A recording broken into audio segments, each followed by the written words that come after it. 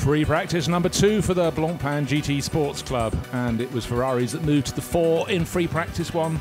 The qualifying session comes up at 2:45, but this is their second chance to get out. They learnt the track, if they hadn't raced here before, earlier this morning, but it's very, very quick fire here at the Hungary. There's Anthony Ponce, the runaway championship leader, 29 points to the good. He's just got to keep it on the straight and narrow, but certainly the pace of the Ferraris with the like of Klaus-Dieter Freres in the last session will give him something to think about. There he is in the ASP Mercedes rounding turn 2. Great sights here at the Hungary, swooping track up and down a valley. Start high, drop down into the valley, up to the far side of the circuit. There's turn 4 looking towards the long uphill right-hander of turn 5, and then the twisty section of the circuit. At the back, the one and only M6 in this race, Carimo J, ducking past number 3, which is Klaus-Dieter Freres. That's the Artega Rennsport Ferrari. Far side of the circuit. Is it turn 11, which they're approaching just after that? That's turn 9. You can see then turn 10, then 11. They drop down the hill, and a lot of drivers, particularly in the Sprint Cup Series race, being pinged for going over the curbing there and having their best times taken away from them. So it's food for thought for all these drivers. They have to stay inside the white lines, or at most, at this corner there in particular, only have their left-hand 2 wheels over the white line at the edge of the circuit. They put all 4 over, and they're more than likely to be told by the steward that their best lap is taken away from them. And when it gets to qualifying, which is a very quick fire, indeed only 20 minutes, you can't afford to lose one of your best laps.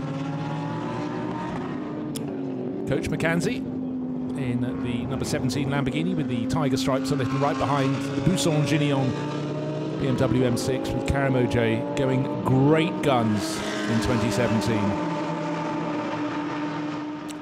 The pit lane is flat, but as soon as they leave, you can see the track dropping down to turns 1. You can see the Lamborghini and BMW dipping down, and again, of course, don't forget, it's far steeper in real life than television shows it, with a long shot there. It's a foreshortening effect, and if you walk it from turn 1 back up to the pits on a hot day with high humidity, as you can often have here at the Hungary, you certainly know all about it. And if you choose to do the entire track walk, your calves and thighs will be telling you you've done quite a lot of gradient change. And certainly in the cars, you will feel it down into the lowest point of the circuit, which is between turns 3 and turn 4, up the slope, the corner with as close to a blind entry as you can want, and one where you have to be very tidy indeed. In the free practice session number 1, we saw the number 2 BMW set a really quick first sector, and then over the curbs, all 4 wheels over the curbs at turn 4.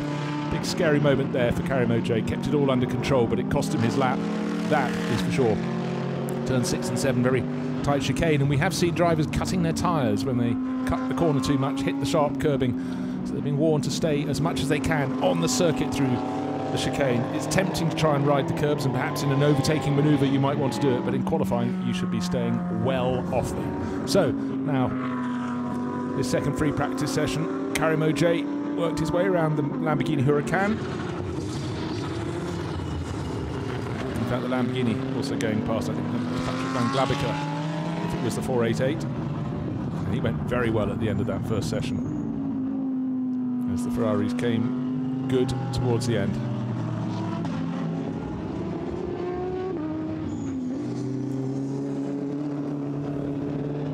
Great, you know, with these GT3 races, it's always interesting to see how the different manufacturers stack up against each other. There is, of course, balance of performance to try and keep them all in the hunt. But for Carimo J, the pace you can see is his pace and pace alone as he goes down to turn 1. In the background is the gunmetal and yellow ACA ASP Mercedes of Anthony Ponce, who's had such a fantastic season. 3 wins, 3 second places, a 3rd and a 5th. So 7 podium positions from 8 starts. Mr. Consistency. He was 8/10ths of a second up on the chasing pack. From onto that early session, they hauled him in and then they went past. So having to work, but doesn't have to work too hard because he's got this 29-point advantage. As long as he can pick up a handful more points here, he could well land the championship with 1 round still to follow. The finale alongside the Blancpain GT Sprint Cup finale at the Circuit de Catalunya on the 30th of September and the 1st of October, just outside Barcelona, just up the road. But if you can do it here, that will mean you can enjoy the rest of the summer knowing that he's got the title in the bag. But let's not get ahead of ourselves. We haven't even got to qualifying. That's at 2:45 this afternoon. 25 minutes or so of this final free practice session for the drivers to go out and tune their cars to their liking around this circuit. Not a circuit with lots of fast corners, but a circuit certainly with lots of corners. Never a moment to rest, perhaps, with the exception of the run down from turn 3 to turn 4. The run from 11 down the slope to turn 12 and the start-finish straight. In between constant turning. And Pons is fastest in this session so far, not yet on the ultimate pace, but his first flying lap at 1 minute 50.279. He's going to absolutely batter that. You can see the pink background to his first and second sector times. They're both the fastest of all in this session, as you'd expect. 1 minute 48.222, so he's gained about 2 seconds on that lap alone. Coach McKenzie, well, that's a better lap from him. 1 minute 49.4 is second, Karamo J third, and Patrick Van Glabica, we saw his 488 Ferrari fourth fastest, and actually Patrick set the fastest final sector of anyone. And don't forget, he worked his way towards the front. Oh dear, not wanting to turn into turn 2 at all. An awful lot of understeer there for Anthony Ponce in the number 72 Mercedes. Klaus-Dieter Frers, number 3, 6th fastest at the moment, needs to wind it up, but he certainly came good at the end of free practice. So out of around the back of the paddock, you can see how many apexes or apices, if you want, there are on turn 1. It's a corner you have to keep on biting your way around. But Coach McKenzie certainly picking up the pace, picking up the form. Now that's not the line you want to take over the chicane, because you can cut your tyres. You saw pretty much all 4 wheels off the ground, the Lamborghini Huracan, so I think Coach might have even slightly frightened himself there, bit off more than he could chew, or maybe it just wouldn't turn in enough for him to get around the corner, so he vaulted over the top. But the longevity of your tyres is certainly a factor if you go bouncing over the chicanes, as Coach McKenzie did in the HP Racing Lamborghini. In the background he's got Anthony Ponce, who we saw with those armfuls of understeer down into turn 2.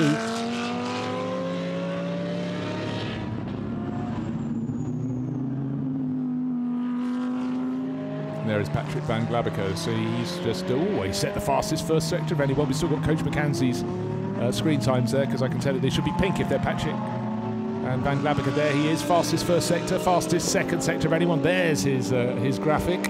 So he should be going top by my reckoning. 1 minute 47.669 to beat. Karamo J's just done that. And how good is it? 1 minute 46.355. Top by 1.3 seconds. So really starting to wind it up. AF Corsa Ferrari, and in fact, can you believe it? Fastest time of all, his best result so far is a 3rd place at Spa.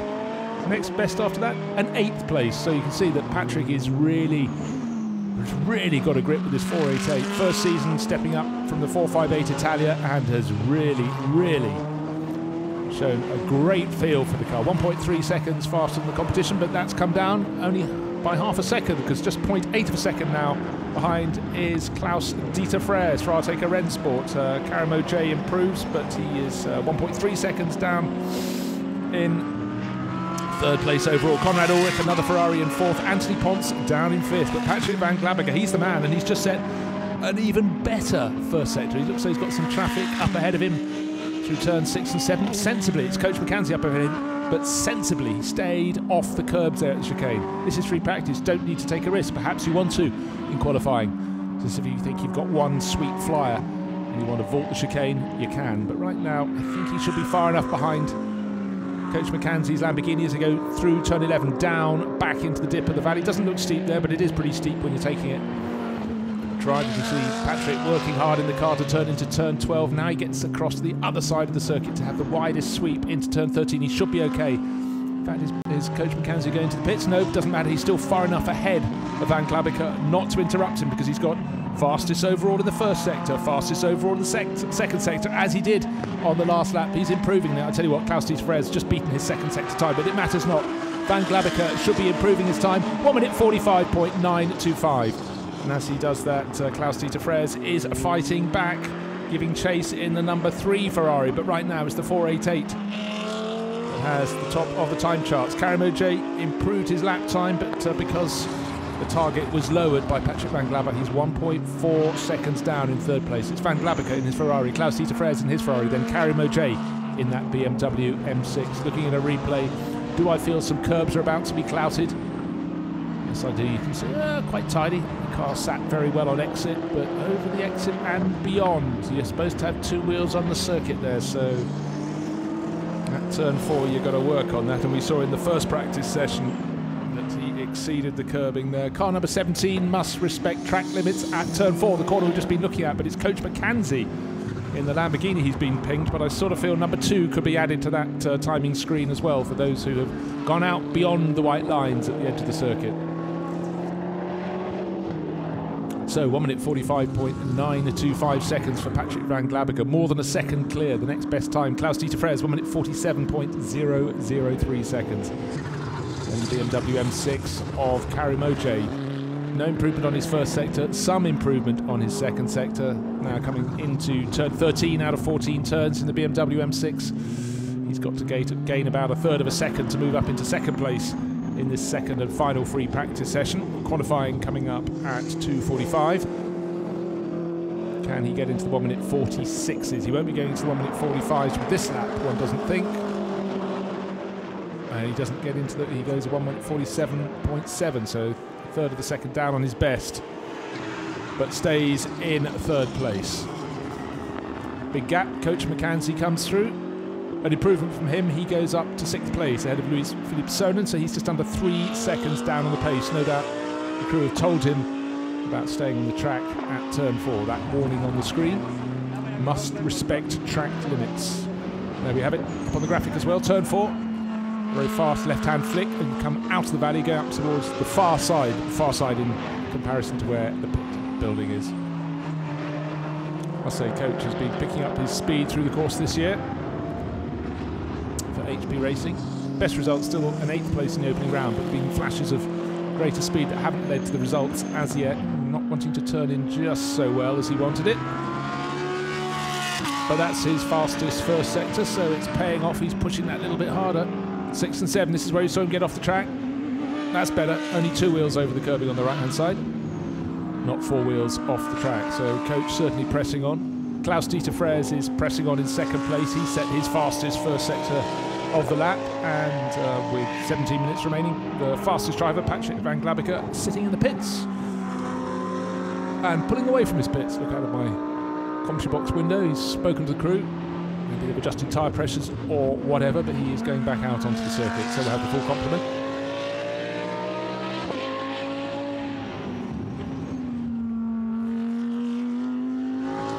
Karim Ojay improving on his 2nd sector.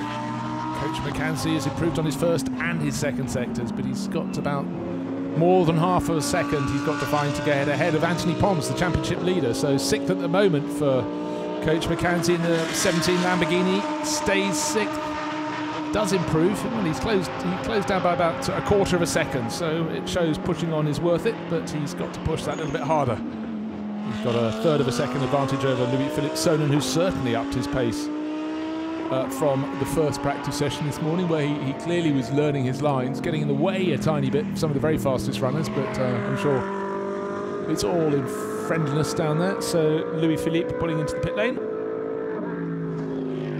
His AF Corsa Ferrari. Christian Hook, he set some very quick times early on in the Rinaldi racing Ferrari, but he's fallen down to 8th place. When I say early on, I mean in this morning's first session. This is the 2nd free practice session.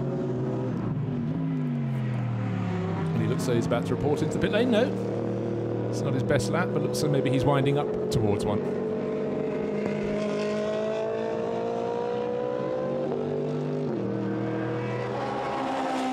Now, Anthony Pons has been slow, then quick, then quicker. He set the fastest sector in the middle, and that's good for advantage up to the top of the time charts by 0.122 of a second, so very quick in the middle sector. He'd been biding his time down in 5th place. He thought there has to be a quick time. He's way too quick to be down there. And then he suddenly found best part of 2 seconds, 2 and a bit seconds to go to the top of the chart. So Patrick Van Glabberger was in the pits, had rejoined, and while he was on his out lap, Anthony Pons has struck in the 72 ACA ASP Mercedes.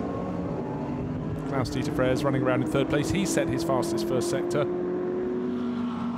No improvement on his 2nd sector. I don't know how close he was to his previous best on that. He has to find over a second if he wants to get up into 2nd place ahead of Van Glabberger. He's 1.2 seconds precisely off the ultimate pace of Anthony Pons.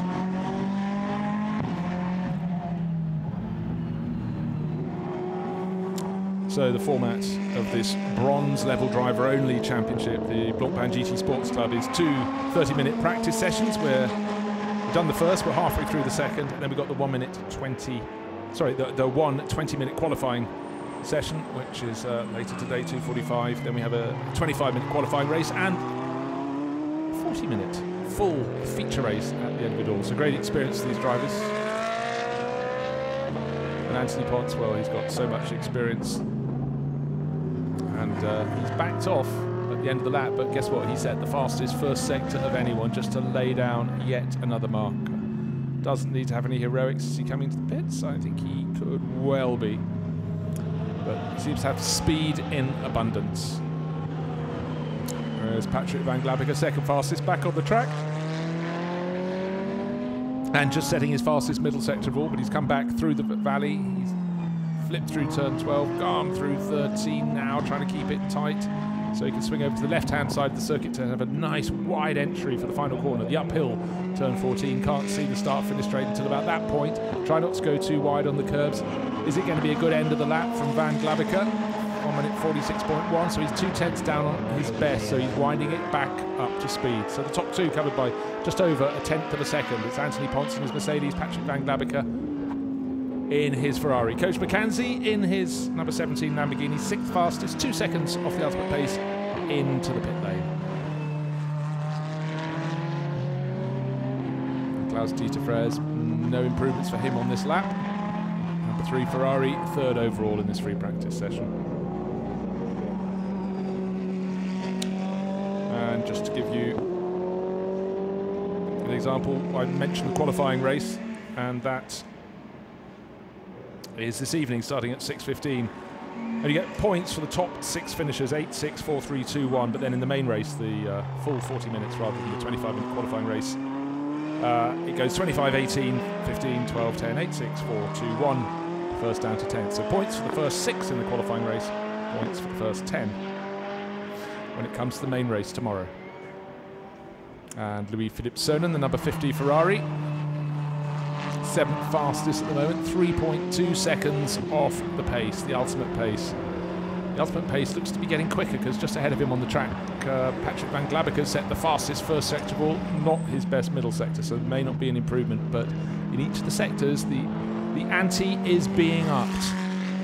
So Louis-Philippe Sonnen, his next target has to find a second and a bit to topple Coach McKenzie, who's in the pits.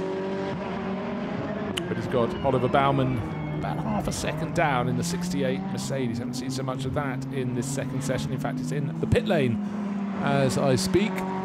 And in comes Christian Hook, who's 9th. Alexis de Bernardi is out on circuit and really needs to... He's got to set a flying lap in the 65 Ferrari.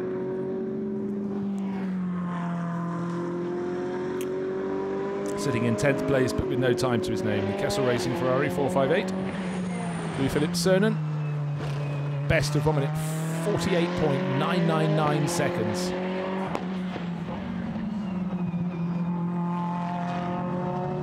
Feathering the throttle round turn 13, getting into position for the final corner. Turn 14, you turn to the right and turn uphill.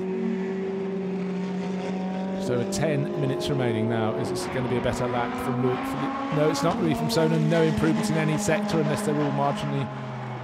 But he's 4/10 down on his best pace. Down the hill, but the people likely to improve could be Klaus-Dieter Frers in 3rd place and Karim OJ in a few laps' time. But don't forget, this isn't qualifying, this is free practice number 2 for the Blancpain GT Sports Club.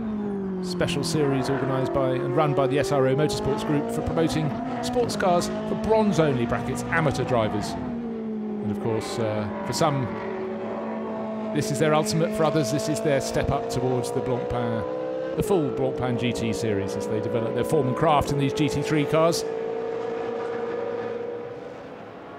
10 minutes remaining, 10 minutes on the clock. 51, Conrad Ulrich in his Ferrari. Coach McKenzie's had his pit stop, back out, still 6th place overall, the number 17 HP Racing Lamborghini. Don't expect an improvement. That was not long after he came out of the pits. And tucked in behind the 488, Patrick van Glabeke.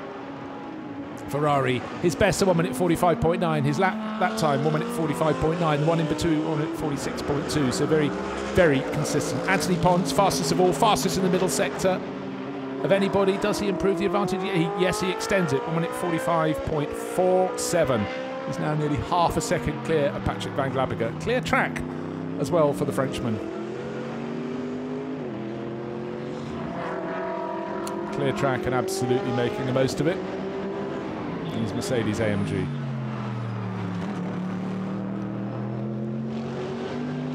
Looks good, handles well, sounds fantastic. Anthony Ponce making that car absolutely fly for ASP.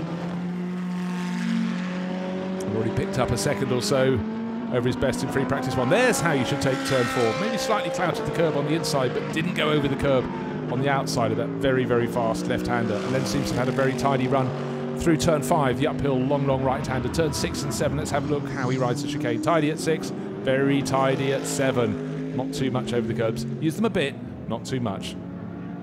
And 8, 9 and 10, you're just constantly turning over the far side of the valley, and then you get to turn 11. No, sorry, he's just going 9. There's 10.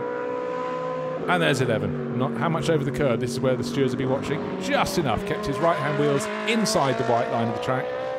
And for all that, his first sector wasn't his best, his second sector wasn't his best, but Konrad Ulrich is on the move. The 51 Ferrari suddenly vaulted up from 4th to 3rd. He's just finished that lap with the best final sector of anyone. So he's starting to close up 0.502 of a second. The gap between Ponce and Ulrich in 3rd place with Patrick van Glabeke just ahead of Ulrich, but Ulrich absolutely on a charge in his AF Corsa Ferrari.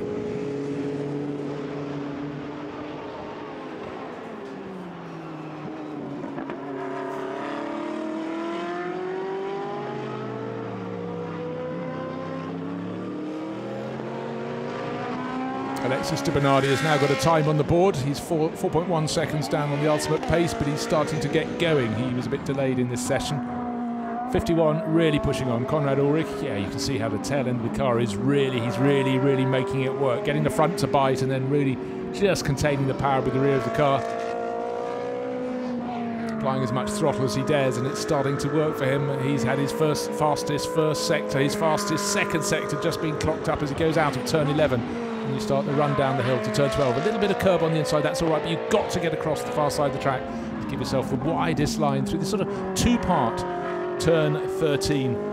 Such a tricky corner, but then again, straight out of one corner into the next, and that next corner is turn 14, the final corner of the lap, the 4.3 kilometres, 2.7 miles of the Hungaroring. And will he be able to go up into second place ahead of Patrick van Glabeke? Yes, he can. He goes into second. He's 0.173 of a second down on the ultimate pace, set still by Anthony Ponce. Anthony not quite responding on this lap as yet. Who is responding? It's the people further down the order. Coach McCanty continues to eke his way, not towards the front in terms of position, but in terms of time. He's reducing the gap. It was 2.7 seconds. It's now 2.39 seconds. Will it come down yet more? 2.33 seconds. So he's just squeezing a little bit more pace out of that car. 6th overall. But going very well indeed for HP Racing. I had a driver who'd been sitting in the pits for a while, as if by magic. I wanted to see Oliver Baumann, and up he pops on the screen. So, well caught 8, the 68 SAMG. It's the previous generation of GT3 racer, one with the gull wing doors. You can see them just through the livery on the top of this extravagantly coloured Mercedes. So, father of Dominic Baumann, showing where the bloodline comes from. He goes ahead of Philippe Sonnen, so up into 7th place for Oliver Baumann, 3.4 seconds down. So making the big beast work well indeed. Talk of Louis-Philippe Sonnen, and there he is, number 50 Ferrari, down in 8th place out of 10. No improvements coming his way on this particular lap in the second free practice session.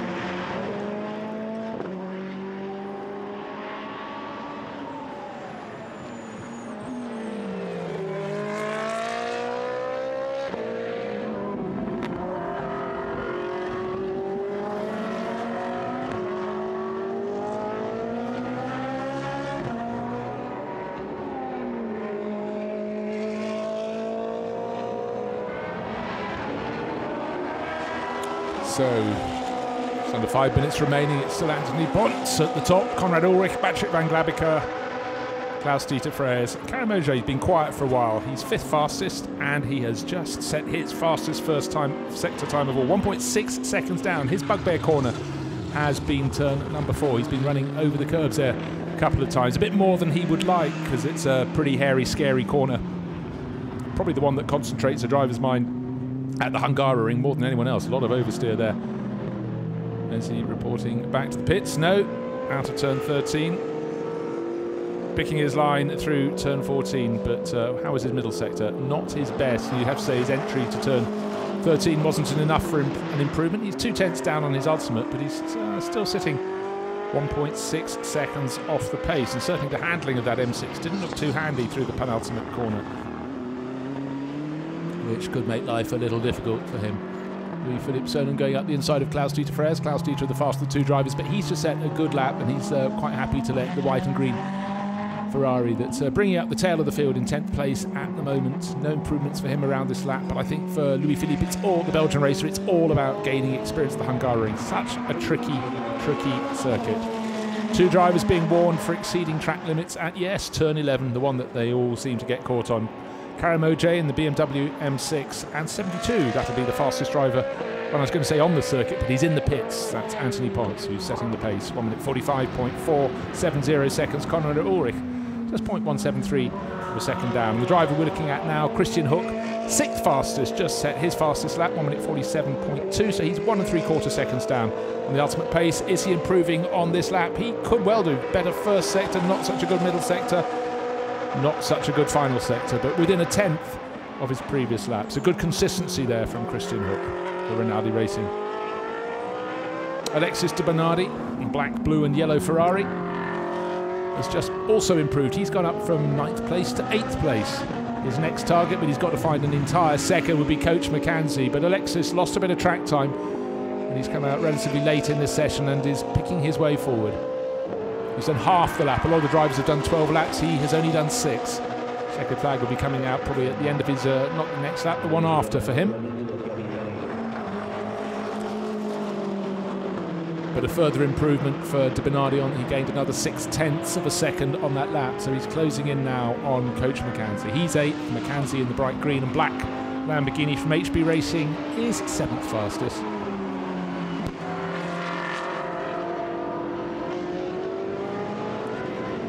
Banking around the circuit here at the Hungaroring continues to fill. In the background I can see more and more people coming in through the entry gates. A packed array of racing for them this weekend. The 2 GT3 categories, the Blancpain GT Sports Club and of course the Blancpain GT Sprint Cup at the one end of the spectrum. The other end is the FIA European Truck Racing Championship, and I'm sure fans of one type of racing will see both and go away with new racing that they thoroughly enjoy. It's all about speed out on the circuit. To many it doesn't really matter exactly what is out there racing as long as it's competitive. The truck racing looks competitive and the GT3 racing even more so. Blink of an eye, you can lose 10 places on the grid for the Sprint Cup. De Bernardi continues to improve his time. He was in the background of the shot there. 51, starting to pick up the pace again. That's Conrad Ulrich.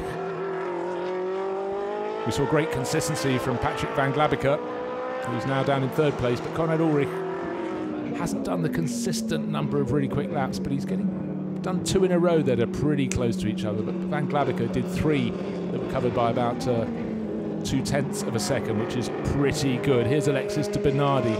Didn't have such a good middle sector. Don't think he's going to improve, but let's see how good his final sector. Will he stay 8th or will he go up to 7th? He stays in 8th place. So yes, he did lose a bit in sectors 2 and 3.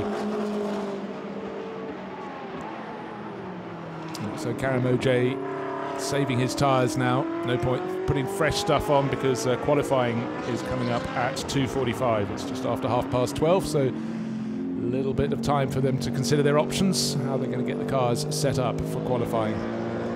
Here's Olivier Baumann, 9th, who's been demoted by de Bernardi's progress, and the checkered flag is out now, so Baumann just enough time to have 1 more flying lap. Car number 65, that is de Bernardi, along with number 2, has been rewarded, has been asked to respect track limits at turn 4. So Karamoje, we said he'd be pinged for that. He has been for turn 4. now to Bernardi, and also Karimo J Ping for getting over the curbs and far away at turn 11.